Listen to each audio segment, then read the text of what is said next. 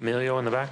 Yeah, Steph, when people question your leadership as a result of what happened in the last game, the last quarter, and how the game slipped from you guys, what do you have to say when people question your leadership and they say that the real leader of this team is Draymond Green? I've always said Draymond's he's the spirit of what we do. That's you see it out on the floor. That's what he brings. Everybody leads in a different way, and I don't want to be a prisoner of the moment and say Game 5 was a direct reflection of who we are as a team and who I am as an individual, as a player, as a leader. And I was out there, doing what I was trying to do to help our team win, and it didn't work. So that happens in sports. It happens in our game, and that's going to stop me from coming back and doing what I do to help lead my team in Game 6. So comfortable with that. First question in the front on the left. Matt Medley, Metro Network. Steph, I know you're a team-first guy, but when you see the other two stars on the other side, do you sort of take it like a challenge, like you have to kind of match them, or how do you perceive that? I mean, every game is different, and when you have two guys play the way they did, you obviously notice because you see the ball going in the basket every time. But for me, you kind of you get a little edge about you trying to go back at them, but you got to do it within the system of our offense and how we go about things, and not get the temptation to abandon that just to get into the little back and forth one-on-one. So that's kind of my approach. You enjoy those kind of moments, even though we didn't get the win, but opportunity to go right back at them. Steph, how do you balance the one-on-one matchup? How do you balance that with the bigger picture of let's just win this series? I know how I help my team, win and how to execute our game plan and the spots that I'm going to, get my shots and where I can be aggressive and whatnot. It's not so much a back and forth, all right, I'm taking you one-on-one, you taking me one-on-one kind of deal. And so I don't get wrapped up in that at all. But, I want to play my best. And if I don't, then I'm frustrated and I understand I need to, figure that out. And that's really all I'm worried about. So, an amazing game 5, and did what they were supposed to do to help their team, stay alive.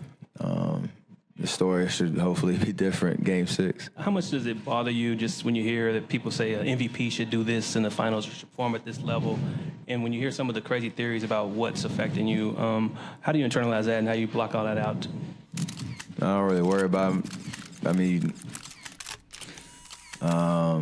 there's kind of a historical kind of expectation of the all-time greats in this league that have had great finals moments and had these kind of numbers and these kind of numbers. None of them played for this team and understood how I try to help my team every single night. So, yeah, I want to honestly play better and more consistent. But the situation is right now we're one game away from winning a championship, and I personally have 48 minutes to do what I need to do to help my team win. So right now you can kind of get lost in that, but at the end of the day, if I'm sitting here on tomorrow night with another trophy and celebrate with my teammates, we can talk all day.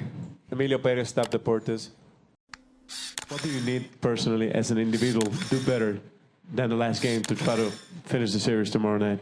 For me individually, just to play tougher defense. They're going to get their numbers, but we got to collectively slow them down because, those two make them go. And how much do you flash back to Game 6, knowing you did celebrate a championship in just this way? Different circumstances, but in just this way. Yeah, it's a good reminder. When you lose a game in the finals, feels like Armageddon because obviously with the spotlight and the stage. So you can't get too down on yourself. We had a golden opportunity. We let it slip away. That's all right, though. We got a great chance to redeem ourselves tomorrow. And, I don't think we really care if we win on the road or at home. We just want to win. It's hard work to get here. It's even harder to finish it off. is it to win a title? It's very tough, you know. It takes a tremendous amount of focus, you know, a tremendous intensity level. You know, when you step on the floor, there isn't much room for error. And, you know, we understand that. You know, we've done it before. We know this time will be even harder. You know, this team, they're feeling good about themselves. You know, obviously on their home floor, to bring the series back here, you know, is big in itself. So, you know, they're going to come out confident. You know, we got to come out and play our brand of basketball, and not worry about, you know, what they do. I think if we play our best basketball, we can win. And so our focus is just to come out, you know, take the things away that we know they want to get to, be solid, not turn the ball over on the offensive end. Kevin Durant tonight with a chance to eliminate the team with the best record in the history of the NBA. KD, 40 points last game, it wasn't enough.